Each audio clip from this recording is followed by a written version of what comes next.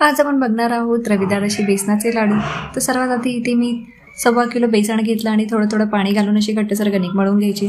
तर पाकासाठी इथे मी 1.5 किलो साखर घेतली, यात 3 ग्लास पाणी घालायचं, म्हणजे 750 ग्रॅम वजनीप्रमाणे, आणि छोटे छोटे बॉल करून पुरी लाटून घ्यायची। सर्व पुऱ्या करून तुपात तळून घ्यायच्या।